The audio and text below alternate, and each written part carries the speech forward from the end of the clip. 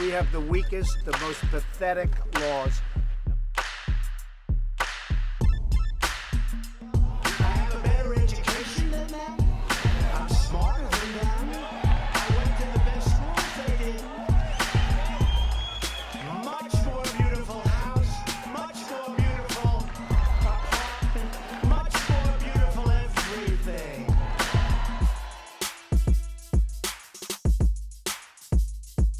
Hello everyone, this is My Favorite Moments Part 3, and this episode is going to include my all-time favorite moment of election night, which is going to be included here. However, we're going to start with an appropriately timed favorite moment considering the recent events with this stupid Russia investigation. Okay, this is PBS. Election night, and they're already starting to talk about Russia. Election night isn't even over yet. Check this out. I don't know that there's a whole lot of celebrating. There are going to be pockets of celebration, but you've got a big percent of the electorate. What is it? He had 60% disapproval rating. This isn't like, woo. I can tell you where they're celebrating in Moscow, and probably engaged in intelligence operations that ended up playing a factor in the race. You know, you expect this kind of trash talk and antagonistic behavior from those on the left. But these never-Trumper, these anti-Trump Republicans, there is nothing more despicable, in my opinion, than that kind of behavior coming from these so-called Republicans. Like the one, this is the Republican. That was the Republican on their panel. All right, here is another one of my favorite moments. It's from CBS, and listen to the weakness revealed. The interesting things, Nora, is that since the nomination of the two candidates, Donald Trump has never led in the CBS News poll, never been ahead since he and Hillary Clinton were nominated, and yet Look at his face. He looks so surprised. Your polls are fake. You don't know that? It makes you wonder, maybe they don't know. Look at his face. He looks so shocked.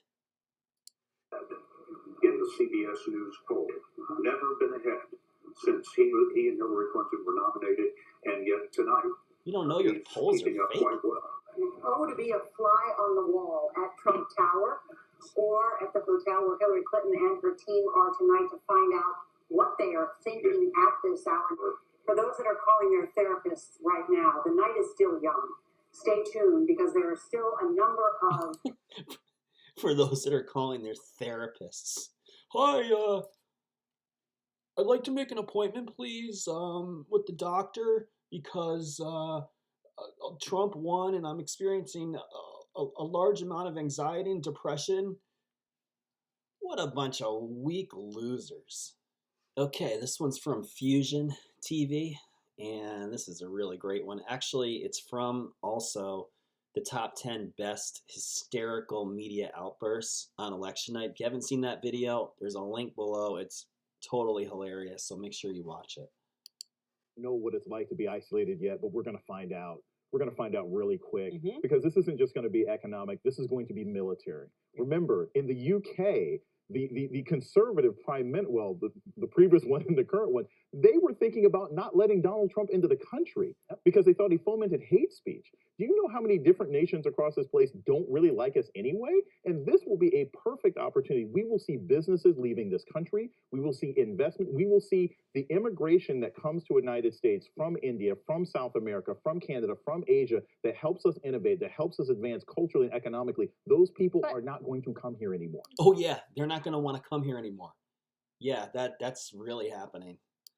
Something, as somebody who does travel a lot and does speak multiple languages, this victory confirms what many people around the world already have thought about the United States. Yes, that's right. That we are ignorant, that we are racist, and that we live in a bubble where we think we're better than everybody else. So this is what it's confirming to them. But that's obviously what the people have confirmed. Exactly. This is what I That's don't what I'm saying. As a foreigner here, I've got to say, but Once again, no one on the panel speaks up to defend this total BS.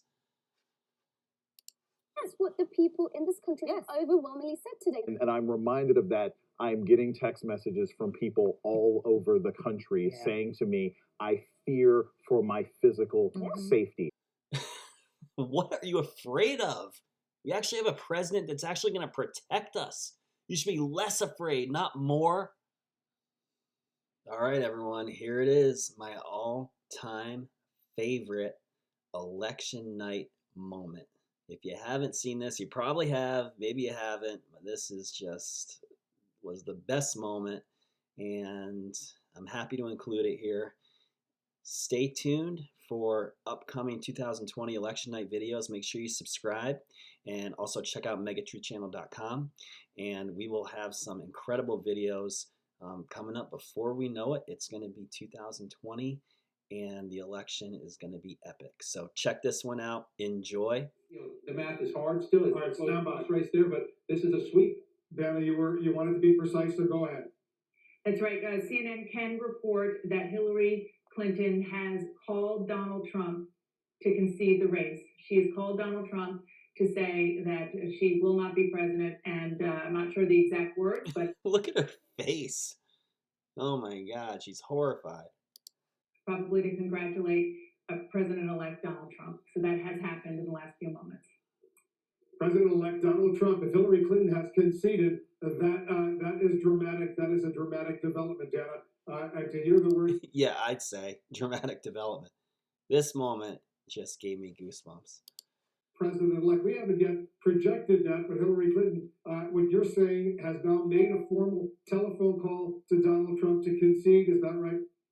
That's correct. I'm talking to a source who was there for it and telling me that conversation did happen. Our Sam Price is also hearing from a different source that conversation did happen. So Hillary Clinton has made it very clear to her opponent that she believes that he will be the next president of the United States and not her. And you're also hearing she is still not going to speak tonight. Donald Trump, momentarily, we assume he will be speaking, addressing that. Yeah, she did not come out to address all her supporters that were waiting for her at the Jacob Javits Center. I mean, what more do you need about her character? Very enthusiastic crowd there, They're waiting for her all night in there, all night. And they're all crying and completely depressed, and she doesn't even come out and thank them. We don't have any indication that the plans that John Podesta, her campaign chairman, announced publicly are going to change, but it's pretty clear that phone call gave a green light to Donald Trump to make his speech. So if her aides, Jake, are telling her it's over, and she makes that phone call to Donald Trump congratulating him on winning the presidency, they've given up at this point, and Hillary Clinton has done what she thinks is the right thing. Well, they can look at the map and see the facts and the math. And the fact is that as John King has been saying now for some time, if you look at Pennsylvania, there just are not the votes there for Hillary Clinton. It's impossible to think that she's going to win that state. And if Donald Trump wins that state, that's the enchilada. That's the whole ballgame. You know, it's the moment that we want to make another major projection right now.